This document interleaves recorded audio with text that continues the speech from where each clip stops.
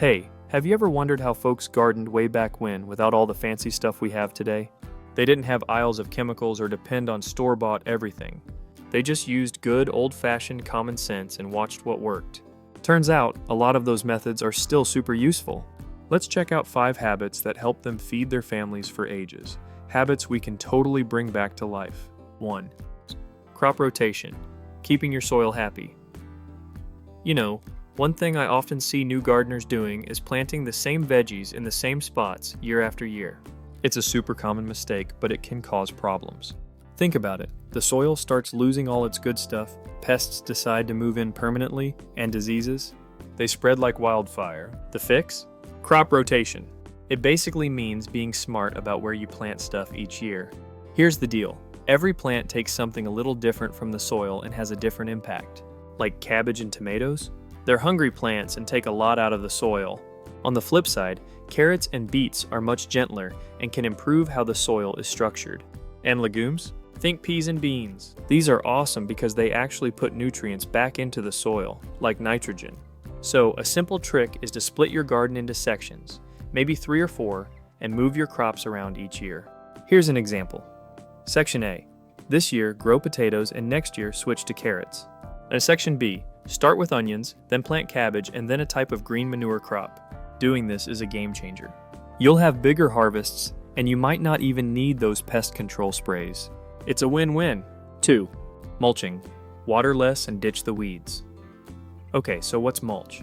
It's just anything that you spread over the soil around your plants. Straw, grass clippings, leaves, pine needles, even old newspaper or cardboard, all these work. Back in the day, everyone did this. They never left the soil bare, and for good reason. First off, mulch is amazing at holding in moisture. You'll be surprised, sometimes it cuts down on watering by a whole lot. Secondly, it stops weeds in their tracks. Most weed seeds need sunlight to sprout, so when they're covered, they won't grow. And thirdly, mulch is like a shield for your soil. It keeps it from getting too hot, being blown away, or eroded by rain.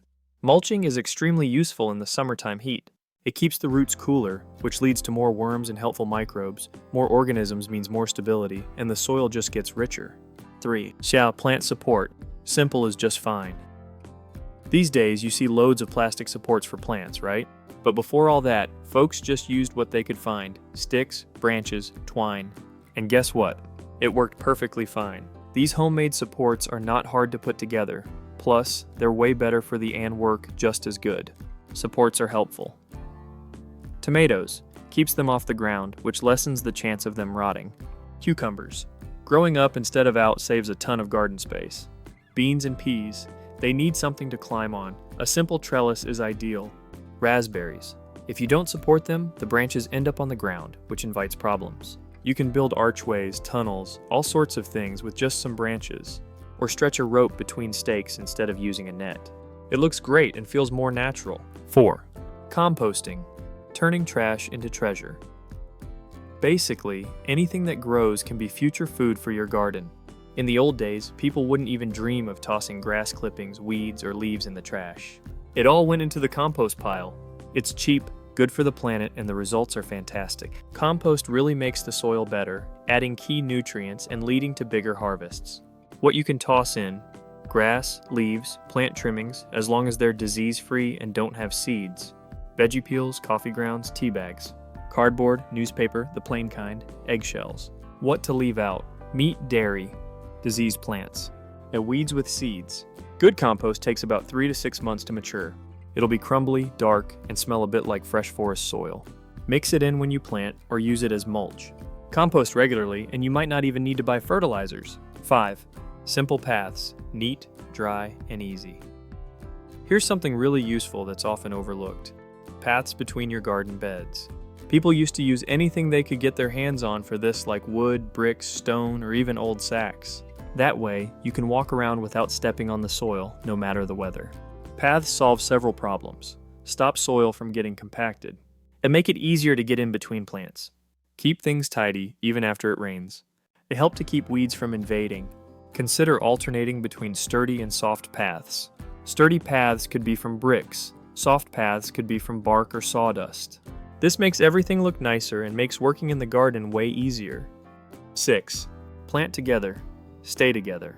The buddy system for your garden. You know, a garden with only tomatoes or only cabbage is like ringing the dinner bell for pests. They just waltz right in and start munching. But when you mix things up and plant different stuff together, it's like building a little fortress. Some plants actually help each other out. They can keep pests away, shield each other from diseases, and even, believe it or not, make each other taste better. Here are a couple examples from the garden. Onions and carrots. It's like they have a secret agreement. Carrot flies hate the smell of onions, and onion flies can't stand carrots. Plant them side by side, and they both get protection. Tomatoes and basil. Basil is like a bodyguard for your tomatoes. It keeps aphids and whiteflies away, and some folks swear it makes the tomatoes taste even better. Cabbage and dill. Dill is like an insect hotel. It brings in all the good bugs that love to munch on those pesky cabbage caterpillars. Marigolds. These are your all-purpose garden helpers. They keep nematodes, aphids, and ants away, and they're good for the ground too. The big thing to remember is not to plant plants from the same family next to each other. Like tomatoes, potatoes, and eggplants are all related, and they can share the same problems. It's better to mix cabbage, carrots, beans, and some greens. Mixing things up isn't just about keeping pests away. It also saves space and makes your little garden patch a more balanced place. The more different plants you have, the fewer headaches you'll probably have. 7. The wild side, letting nature do its thing. I get it, we all want our gardens to look perfect. But sometimes trying to clean up everything, every last weed, isn't the best move. Back in the day, folks would always leave a little patch of land wild. It wasn't because they were lazy, it was on purpose. That little wild spot is a safe house for helpful bugs, birds, lizards, and even hedgehogs. What you could have in your wild spot, long grass and wildflowers, this is like a buffet and hotel for bees, lacewings, and ladybugs.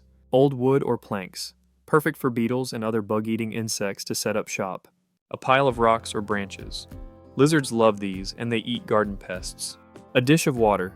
A mini pond will bring in frogs and birds. Having a wild spot helps keep things balanced. Nature kind of takes care of the pest control for you. The trick is to avoid using harsh stuff nearby so you don't wipe out the good guys who are working for you. 8. Cover crops. Natural soil rehab. Don't let your garden bed sit out in the cold and dry after you pick everything. Because otherwise, the ground gets all dried out, hard, and worn down. So folks used to plant cover crops right after they harvested. These are special plants that get the ground back into shape. What they do? Keep the ground moist. Stop weeds from popping up. Make the ground better and feed it. Some kinds, like beans, add nitrogen to the soil. The roots loosen up the ground down deep. Some popular types. Mustard grows fast and gets rid of bad germs in the ground. Phacelia, all around great choice for any garden. Oats and rye, make the ground strong. Clover and lupin, fill the ground with nitrogen. You need to cut down cover crops before they flower and dig them into the ground. In a few weeks, the ground is ready for planting again, and it's better than before. It's like free fertilizer. 9. Saving seeds, being in control. People didn't always buy seeds from the store. They would pick the best stuff they grew, dry the seeds, and keep them for the next season. That way, they could keep growing the same dependable plants that did well where they lived. Stuff you can save on your own. Tomatoes, from the ripest, sweetest, biggest ones. Cucumbers. Pick the ones that are almost too ripe and turning yellow. Eggplants and peppers. The riper, the better the seeds. Greens. It's easy to save seeds from dill, lettuce, parsley, and sorrel. How to store them, wash them, dry them in a shady spot, and keep them in paper envelopes. Be sure to write down the date and what kind they are. Keep them in a cool, dry place. Seeds from your own garden tend to grow better and stronger. They already know the local weather, soil, and pests. 10. Garden journal, memories and plans. You know, the really good gardeners always had a notebook where they wrote down when they planted stuff, what went wrong, and which kinds grew best. It's not just some chore. Over the years, it becomes something you depend on. What to keep track of. When you planted it, what kind it is, and where you planted it. How the plants grew, and what problems they had. What you used to feed them and how they did. The weather, frosts, and droughts. How much you harvested, how it tasted, and how well it kept. Next year, those notes will remind you what to plant again, what not to plant next to each other, and what slip-ups to dodge. It's your own expert advice without asking the internet or getting iffy suggestions. Нажмите, чтобы изменить. 11. Mini greenhouses and shelters. Simple protection from spring to fall. Back in the day, folks didn't run to the store to buy fancy covers when they needed to shield their plants from frost, heat, or hail. They'd just look around and use what they had handy: old glass panes, beat-up window frames, jars, burlap sacks, plastic sheeting, anything that could create a little barrier. It was all about doing what you could to adjust the little climate right where the plant was, and it didn't cost a thing. Here's how they made it work. If you were trying to start seedlings, a cut-off plastic bottle or a glass jar made a perfect mini greenhouse. Just pop it over the little sprout, and you're good to go. When those chilly nights came along, an old blanket, some burlap, or even plastic stretched over some hoops would keep the frost off. And when the sun was blazing, a bit of light cloth or some branches stuck in the ground would give plants a little shade. Sometimes, that easy protection at just the right time could save your whole harvest and help your plants grow better. Spring is especially tricky. One day it's warm and the next it's freezing at night. Young seedlings can take a real beating if they're not covered. But with a little shelter, they can easily double or triple their growth. 12. Ash, an all-around helper for your garden. People used to save the ash from their wood-burning stoves for a good reason. It's actually great stuff for your garden since it is full of good things like potassium, calcium, and phosphorus. Tomatoes, onions, cabbage, and beets especially love it. Ash doesn't just feed your plants, it also helps keep pests away. Here's how you might use it. When you're planting, toss a handful into the planting hole, especially for things like cabbage and tomatoes. Sprinkle it around your garden beds to help keep slugs and ants away. Mix about a cup of ash into a bucket of water and use that to water your plants. If you see aphids on your plants, mix ash with water and a little bit of soap, then spray it on the leaves. Keep in mind, don't use ash with fertilizers that have nitrogen. Also, don't put too much ash on soil that's already acidic, or you could mess things up. But if you use it the right way, ash is super useful. 13. Natural brews, pest control without harsh chemicals. Before all those strong insecticides came around, folks in the villages relied on homemade mixes made from things like nettles, garlic, onions, wormwood, and tobacco. These are simple solutions that can help get rid of aphids, caterpillars, whiteflies, and mites. Here are a few examples. Nettle tea.